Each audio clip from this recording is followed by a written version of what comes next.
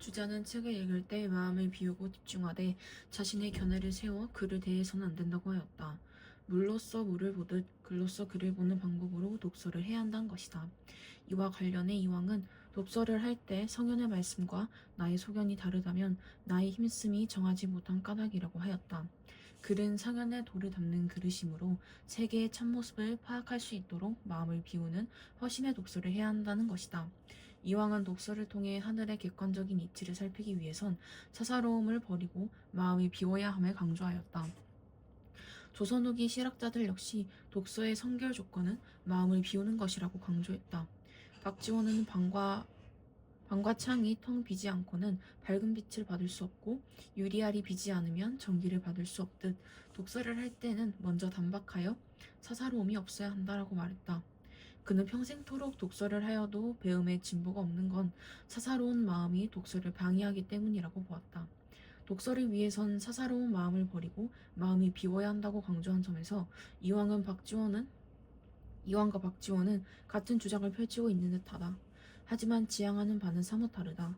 박지원을 비롯한 실학자들이 중요시한 허심이란 기존의 상식이나 관습을 없애기 위한 방편으로 왜곡된 세계의 허상에 갇히지 않기 위해 선입견을 제거하고 열린 마음에 지니는 것이다.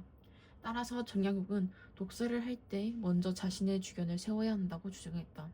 즉 실학자들이 말한 허심이란 단순히 마음을 비우는 게 아니라 기존의 잘못된 지식을 버림으로써 오히려 공정한 주견을 얻게 되는 일이다. 책 속의 글자를 넘어 세계의 참모습을 헤아릴 줄 아는 마음을 곧 허심으로 보았던 것이다.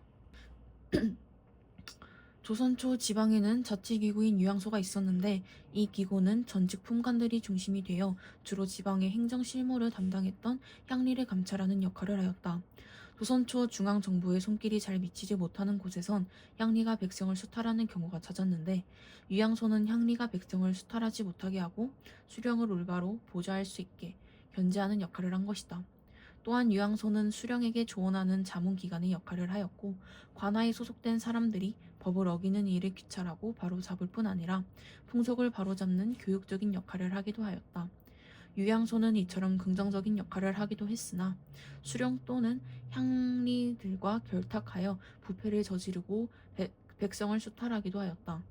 이러한 폐단에 더하여 유양소에 속한 인물이 반역에 일부 가담한 사건이 일어나자 세조는 유양소를 폐지하라는 명령을 내렸다. 이후 살림 세력이었던 김정직은 향리가 풍속을 해치는 걸 막고 향사례를 시행하기 위해 유양소가 필요하다고 주장하였다. 향사례는 향촌 교화를 목적으로 시행한 이래로 활을 쏘며 덕이 높은 일을 기리고 백성들에게 선을 권면하는 행사였다. 김종직이 속한 사림 세력은 중앙 관권의 지방사회 장악을 반대하였기에 관 주도의 향촌 통치를 반대하며 자율적인 향촌 질서를 수립하고자 하였는데 유양소 복원 주장에는 지방사회를 바라보는 이러한 사림의 시각이 깔려 있었다. 결국 성종의 윤호로 만들어진 기관은 향사례의 시행에 초점을 두었고 이로 인해 명칭도 유양소가 아닌 향사당으로 정해졌다. 향사당은 유양소의 성격을 이어받았지만 지방 사족들의 정치적 역할 수행이 주가 되었던 유양소에 비해 교육적 성격이 더 강한 기관이었다. 향리 세력의 권력 남용을 막고 향촌을 교화하는 건 조선의 중요한 과제였다. 조선시대의 정부는 각종 직임을 지방 사족에게 부여하여 그들을 지방 통치의 주체로 이끌어냄으로써 이러한 과제를 해결하고자 하였다. 이러한 측면에서 유양소와 향사당은 향리를 견제하고 향촌을 교화하는 데 기여했다는 의의가 있다. 공자는 친구와의 사귐에 대해 묻는 제자에게 충고하고 바른 길로 이끄는 것이라고 답한 것을 비롯하여 교우에 대해 여러 차례 언급했는데 친구 사이에는 간곡하면서도 자상하게 선을 권하는 것이 필요하다는 그의 견해는 나의 어짐에 도움이 되는 이와 벗한다는 것을 집약할 수 있다. 맹자는 이러한 견해를 이어받아 친구를 사귀는 것은 사람의 덕을 사귀는 것이라고 주장하며 상대의 나이, 신분 등의 사회적 위상이 아니라 도덕적 품격에 집중해야 한다는 견해를 펼쳤다. 그는 벗사이에 착하고 좋은 일을 하도록 서로 권하는 책선을 강조하며 이를 부무간의 도리로 규정했다. 책선은 이후 송나라 때 생겨난 신유학의 정주학에 이르러 그 중요성이 더욱 강조되며 책선의 실행 방법 및 유의 사항 등이 구체화되었다. 정자는 성의를 다하여 책선하되 말은 적게 하는 것이 상대에게 이롭고 자신에게도 욕됨이 없다고 했다. 책선을 할 때 자신을 높이고 상대를 무시하는 태도도 장황하게 잘못을 지적하면 거부당할 가능성이 높다는 것이다. 따라서 구체적인 상황을 간결하게 설명하되 상대의 인격을 존중하고 마음을 배려하여 책선을 진심으로 받아들일 수 있도록 강조했다. 주자는 다른 사람에게 충고하기 위해선 먼저 자신의 행실부터 올바른지 살펴보고 책선하는 내용이 의리에 입각해 있는지를 점검해야 한다고 했다.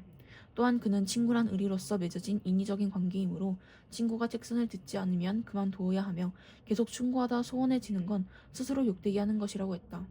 자신이 아무리 성의를 다해 진실하게 책선을 한다 해도 상대가 듣지 않는다면 이미 자신과 상대 사이의 신뢰가 깨진 것이므로 계속 충고하면서 원망을 듣기보다 조용히 관계를 끊어 자신의 성의를 보존해야 한다는 것이다. 조선 중기 서인 계열의 학자인 윤성거는 도학적 실천을 통해 외조부인 성혼의 무실 사상을 발전시키는 데 중요한 역할을 했다. 무실이란 학문과 삶에서 헛된 것을 배격하고 실질을 추구하는 것으로 자기 성찰과 실천을 중시한 성혼의 학문적 태도를 따라 윤성거도 성리학에 대한 이론적 탐구보다 실심의 확립을 중시했다. 윤성거는 마음의 성실, 진실성을 의미하는 실심을 만사의 근본이라 여기며 그것이 실덕과 실공으로 나타나야 한다고 보았다. 실덕은 진실한 인격의 함양을 뜻하는데 이를 위해서 겸양, 성찰을 생활화하는 것이 필요했다. 그리고 실공은 진실한 노력을 실천하여 실질적인 업적을 성취함을 뜻했다. 윤성거의 책선은 무실 사상을 구현하기 위한 실질적 행동으로 학문과 의리를 실천하는데 실심과 실덕으로서 자기를 반성하며 실공으로서 부모들에게 선을 권하여 함께 군자의 영역에 이르는 것이 그 핵심이었다. 충청도 일대에 응거하며 서인 계열의 송시열, 이유태를 비롯해 남인 계열의 윤호 등 당대 뛰어난 학자들과 교류했던 윤성거는 여러 차례 관직에 제수되었으나 자신이 병자호란 때 강화도로 피란했다가 강화도가 함락되자 노비로 위장해 목숨을 부지했던 걸 큰 허물로 여겨 끝내 벼슬이 나아지지 않았다. 대신 그는 조정의 출산 부모들에게 책선하는 방식으로 제아의 비판자 역할을 담당하고자 했다. 당시 많은 사람들이 송시열의 정치적, 학문적 위세에 눌려 송시열에게 직언하는 것을 기피했으니 윤성거는 자신의 충고에 불편한 기색을 내비치는 송시열에게 남의 말을 수용하지 못하는 편백된 기질과 자신과 가까운 사람만을 관직에 등용하는 사사로운 태도를 버려야 한다고 거듭 책선했다.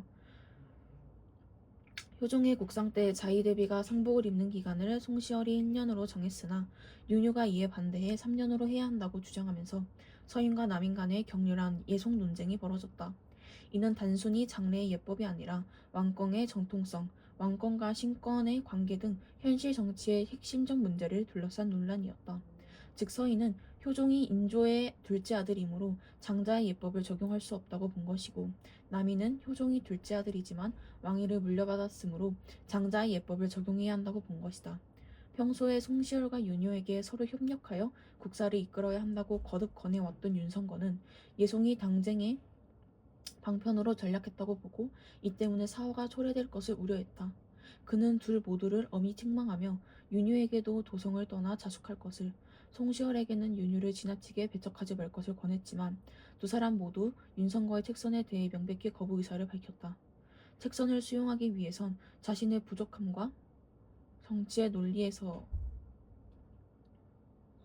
부족함과 허물을 인정하는 겸손한 태도가 전제되어야 하지만 자신의 옳음을 주장하고 상대를 배척하는 당시 정치의 논리에서는 남의 충고를 받아들여 자신의 인을 보완한다는 게 쉽지 않았기 때문이다.